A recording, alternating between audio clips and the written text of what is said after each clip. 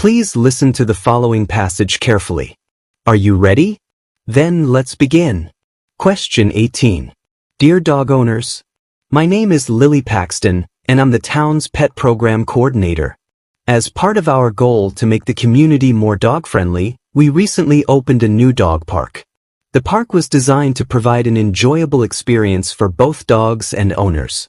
There are big grassy areas where your dogs can run, jump, and play. We have separate spaces for small dogs and big dogs, to ensure safety. You'll also find lots of benches and areas for resting and staying cool. We hope you will have a wonderful time with your dogs in this newly opened park. Regards, Lily Paxton, Pet Program Coordinator. Please listen to the following passage carefully. Are you ready? Then let's begin. Question 19. Maya waited in line to check in for her flight. Her expectations about her European backpacking trip were really high. She had been looking forward to the trip for a year. She couldn't wait to visit museums in Madrid and see the Eiffel Tower at night in Paris. As she stood in line, she could feel those experiences were finally so close. When she approached the counter, the airline employee asked to see her passport. Maya reached into her pocket but felt nothing. She realized she had left her passport at home. Her plans were ruined. She was heartbroken, knowing she could not board the flight and had to delay her dream trip. Please listen to the following passage carefully. Are you ready? Then let's begin. Question 20. People often ask me, what surprises you most about habits? One thing that continually astonishes me is the degree to which we're influenced by sheer convenience. The amount of effort, time, or decision-making required by an action has a huge influence on habit formation. To a truly remarkable extent, we're more likely to do something if it's convenient, and less likely if it's not. For this reason, we should pay close attention to the convenience of any activity we want to make into a habit. Putting a wastebasket next to our front door made mail sorting slightly more convenient, and I stopped procrastinating with this chore. Many people report that they do a much better job of staying close to distant family members now that tools like group chats make it easy to stay in touch. Please listen to the following passage carefully. Are you ready? Then let's begin. Question 21. It is common sense that people's inner beliefs may drive their external behavior. If you're attracted to a certain person, you should be more likely to socialize with that person. If you favor a brand of toothpaste, you're more likely to buy it. Of course, our internal thoughts don't always predict our public behavior, but overall, what we do obviously reflects what we think. But beliefs and behaviors are also related in a more remarkable way. It turns out that the arrow is as likely to point in the reverse direction. As social psychologist David Myers observes, if social psychology has taught us anything during the last 25 years, it is that we are likely not only to think ourselves into a way of acting but also to act ourselves into a way of thinking. Please listen to the following passage carefully. Are you ready? Then, let's begin. Question 22. Imagine following the spirit of a silence vow into daily life. Challenge yourself to spend an entire day saying only what you absolutely must say. It's been widely observed by behavioral psychology experts, and anyone who's ever been on a first date, that we too often tend to treat conversation as a game of waiting for our own turn to speak. We miss what's being said because we're mentally rehearsing our next utterance. What if you could eliminate the idea that the next available mini-silence is your next opening to express whatever is in your head? What if you were limited to, say, 50 spoken words tomorrow? I think you'd listen quite differently. You'd attend quite carefully to every word you heard. You'd be attuned to what you must respond to. You might discover that the less you say, the more you hear. Please listen to the following passage carefully. Are you ready? Then, let's begin. Question 23. Science is concerned with accumulating and understanding observations of the physical world. That understanding alone solves no problems. Individual people have to act on that understanding for it to help solve problems. For instance, science has found that regular exercise can lower your risk of heart disease. Knowing this fact is interesting, but it will do nothing for your personal health unless you act on it and actually exercise. And that's the hard part. Reading an article about exercise is easy. Getting into an actual routine of regular exercise is harder. In this sense, science really solves no problems at all. Problems are only solved when people take the knowledge provided by science and use it. In fact, many of humanity's biggest problems are caused by lack of action, and not lack of knowledge. Please listen to the following passage carefully. Are you ready? Then, let's begin. Question 24. We think we're being logical, objective, and rational, and therefore accurate in our analysis, judgment, and decisions. So we think that if other people are logical, objective, and rational, they will agree with us and see what we see. But the opposite is the case. Every human brain is different. Everyone's life experience is different. Everyone's desires and knowledge are different. You might think you're being realistic. That is, that your ideas match reality, but that's impossible. It's only your interpretation of reality, which will always be different from someone else's. When two nations play each other in the World Cup, the fans of each country criticize the referees for missing all the infractions that the other team commits. Without fail, each fan base believes that the referees are biased against their team. Please listen to the following passage carefully. Are you ready? Then, let's begin. Question 26. Edward O. Wilson was born in Birmingham, Alabama, in 1929. In his early childhood, he became interested in nature and spent much time in the outdoors. At age 7, he was partially blinded in a fishing accident. His reduced sight led Wilson to the study of ants. He could not observe larger animals from a distance. Instead, he concentrated on smaller creatures he could study up close. After studying evolutionary biology at the University of Alabama, Wilson transferred to Harvard University, where he became a professor in 1956. He never received a Nobel Prize. The prize didn't recognize research in the field of evolutionary biology. However, he was awarded the Crawford Prize in 1990. Wilson, known to some as the modern-day Darwin, died at the age of 92 in Massachusetts. Please listen to the following passage carefully. Are you ready? Then let's begin. Question 29. Studies of experts provide insight into what it means to have deep and flexible understanding. Experts in a particular domain are people who have deep, richly interconnected ideas about the world. They are not just good thinkers or people who are exceptionally smart. Rather, experts have knowledge in a specific domain, such as chess, chemistry, or tennis, and are not generalists. However, experts do not just know a bunch of facts. In fact, having expertise in a topic means that knowledge is organized into coherent frameworks, and the expert understands the interrelationship between facts and can distinguish which ideas are most central. This kind of deep but organized understanding allows for greater flexibility in learning and facilitates application across multiple contexts. Please listen to the following passage carefully. Are you ready?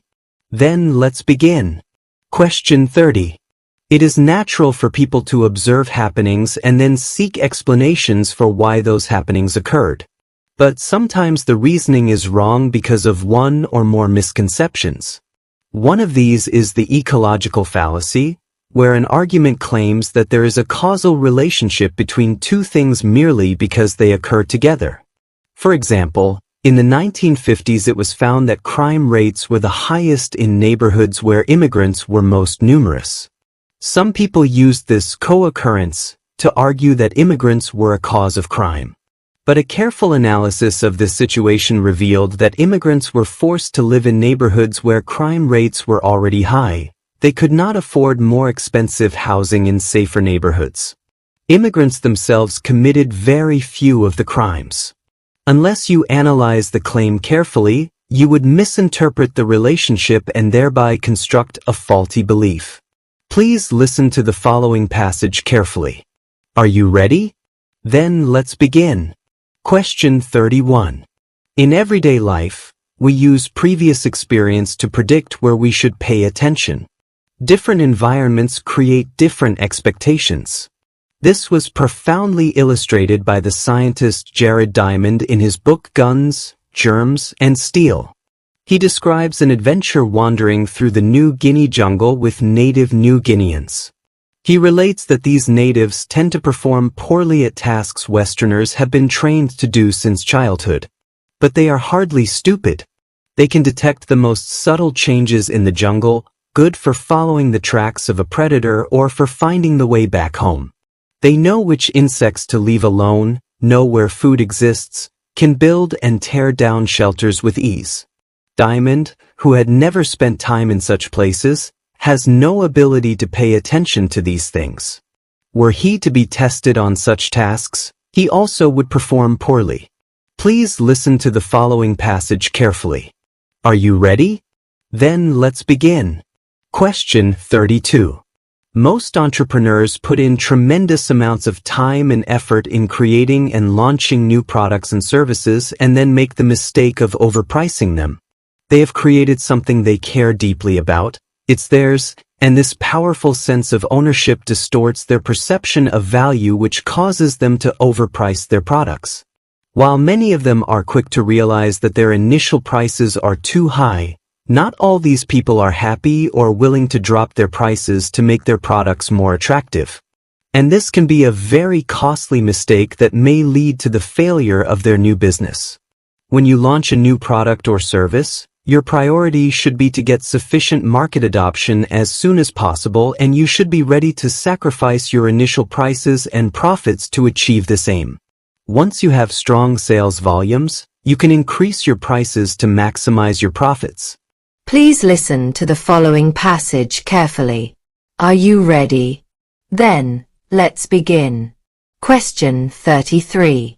In most respects, humans are one of a relatively small number of species that evolved a very different strategy of investing more energy to reproduce more slowly. Like apes and elephants, we mature at a leisurely pace, grow large bodies, and have few babies but devote much time and energy to raising them well. This unusual strategy succeeds because while apes and elephants produce fewer babies than mice, a larger percentage of their offspring survive to then reproduce. A house mouse can become a mother when she is just 5 weeks old, has 4 to 10 pups per litter, and can have a new litter every 2 months over the course of her approximately 12-month life. However, the vast majority of her pups die young. In contrast, a chimp or elephant mother does not reproduce until she is at least 12 years old, and she gives birth to only one infant every 5 or 6 years over the next 30 or so years. About half of these offspring make it to becoming parents. Please listen to the following passage carefully. Are you ready? Then, let's begin. Question 34. When scientists make an important new discovery or experimentally prove some hypothesis, they do not, in general, keep that information to themselves so that they alone can consider its meaning and derive additional theories from it. Instead, they publish their results and make their data available for inspection. This makes it possible for other scientists to reconsider their data and possibly refute their conclusions. More important, though, it makes it possible for other scientists to use that data to construct new hypotheses and perform new experiments. The assumption is that society as a whole will end up knowing more if information is spread as widely as possible, rather than being limited to a few people. In a strict sense, every scientist depends on the work of other scientists. Please listen to the following passage carefully. Are you ready? Then, let's begin. Question 35. In the 1930s, the British psychologist Sir Frederick Bartlett asked people to listen to folktales from other countries and then recall these stories at a later date. As you might guess, unfamiliar stories were not remembered as well as familiar stories. Surprisingly, however, errors in memory were not random. Rather, subjects often rewrote similar parts of the stories in their own minds, particularly the parts that made the least sense to them. Bartlett concluded that when facing problems, humans draw upon mental schemata, or shelves of stored knowledge in our brains, to fill in any minor gaps in our memories. Therefore, remembering is an imaginative process that involves building upon past experiences. Please listen to the following passage carefully. Are you ready? Then, let's begin. Question 36. History, people often say, repeats itself. And looking at the historical records of the ancient civilizations, some things do seem to happen again and again. Civilizations expand, get overextended, and then collapse, as in the cases of Rome, which went under in 476 AD, and the British Empire, which fell apart more than 1,000 years later in the post-World War II era. But is this always the case? If so, archaeology would be pretty boring. One thing would happen again and again. But that's not what archaeologists see. Some civilizations end suddenly, like the Aztec and Inca, conquered by invaders in the 1520s AD. Those empires never had the chance to collapse as a result of overexpansion. So in the case of civilizations, history repeats itself seems to be an oversimplification. Please listen to the following passage carefully. Are you ready? Then let's begin. Question 37. Stanford psychology professor Dr. Carol Dweck is the internationally recognized pioneer of the concept of growth mindset as a way to continually grow, learn, and persevere in our efforts. Dweck found that kids who are told they're smart actually underperform in future tasks by choosing easier tasks to avoid evidence that they are not smart, which Dweck calls having a fixed mindset. In contrast, Dweck found kids who are praised not for their smarts but for their effort develop what Dweck calls a growth mindset. They learn that their effort is what led to their success, and if they continue to try, over time they'll improve and achieve more things. These kids end up taking on tougher things and feel better about themselves. Emphasizing effort gives a child a variable that they can control, Dweck has explained. Please listen to the following passage carefully. Are you ready? Then let's begin. Question 38. To monitor our surroundings is to focus on what's outside of ourselves, what we see, hear, smell, feel, and perhaps even taste. But sometimes what really marks a place is something less specific. A feeling within us. An interesting example emerged from a study of subway passenger behavior.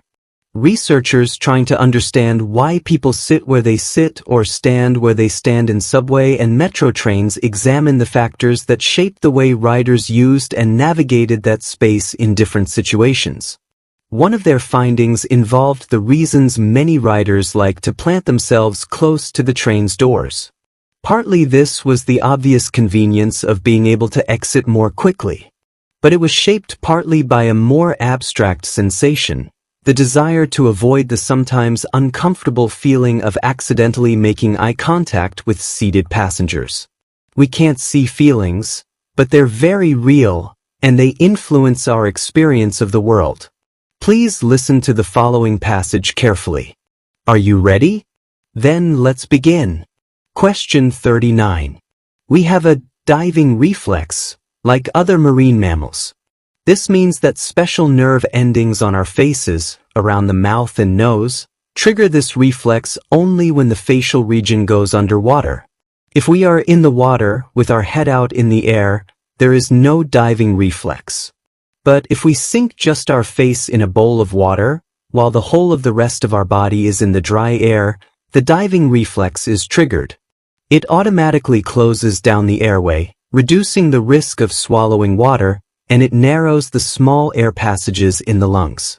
At the same time, the heart rate is slowed down to half speed and blood is shunted to the vital organs, protecting them from the effects of the brief stop in breathing. By contrast, if a chimpanzee or a gorilla found itself in water with its face below the surface, it would panic, its heart would race, and it would quickly drown. Please listen to the following passage carefully. Are you ready? Then let's begin. Question 40. There is a natural assumption of truth, or a truth bias when humans communicate with one another. In other words, when we're listening to others or reading their words, our automatic assumption is that the other person is telling the truth. This usually works out fine. If you ask someone where the restroom is located or if it's raining outside, you can safely assume that most people will not lie in their responses. Imagine how difficult it would be to converse with someone if you assumed that everything they were telling you was false. Indeed, questioning the truth of a statement and then choosing not to believe it requires additional mental steps. For the most part, humans are cognitive misers, which means we typically don't expend more mental effort than seems necessary in a given situation. It makes sense then that when we see something online, even if it is fake, our default is to believe it, at least at first. Please listen to the following passage carefully. Are you ready? Then, let's begin. Question 41-42. Paying with plastic fundamentally changes the way we spend money, altering the calculus of our financial decisions. When you buy something with cash, the purchase involves an actual loss. Your wallet is literally lighter. Credit cards, however, make the purchase abstract, so that you don't really feel the downside of spending money. Brain imaging experiments suggest that paying with credit cards actually reduces activity in the insula, a brain region associated with negative feelings. As George Lowenstein, a neuroeconomist at Carnegie Mellon, says, the nature of credit cards ensures that your brain is anesthetized against the pain of payment. Spending money doesn't feel bad, so you spend more money. Consider this experiment. Dražen Prelec and Duncan Simester, two business professors at MIT, organized a real-life, sealed bid auction for tickets to a Boston Celtics game. Half the participants in the auction were informed that they had to pay with cash. The other half were told they had to pay with credit cards. Prelec and Simester then averaged the bids for the two different groups. It turns out that the average credit card bid was twice as high as the average cash bid. When people used their credit cards, their bids were much more reckless. They no longer felt the need to limit their expenses. Please listen to the following passage carefully. Are you ready? Then, let's begin. Question 43-45. The sun shone in the cloudless sky as Becky, a retired teacher, walked to the fruit market. Across town, Dana was riding a bus towards the museum for a job interview. Just before reaching her stop, Dana noticed the sky had suddenly darkened. Her heart sank. She had no umbrella. As she stepped off the bus next to the market, where Becky had just finished shopping, raindrops began to fall. Dana felt panic. She didn't want to show up to her interview soaked. She looked around but couldn't find any stores nearby to buy an umbrella, and she didn't have time to search around. Just then, Becky approached her, holding an open umbrella in one hand and a closed one in the other. "Take this," she said with a smile. Dana's eyes widened. "Are you sure?" Becky nodded. "I always carry an extra on rainy days." Dana thanked her, took the umbrella, and opened it. She saw a small card tied to the handle. It read, "Cover each other." She was touched by the message.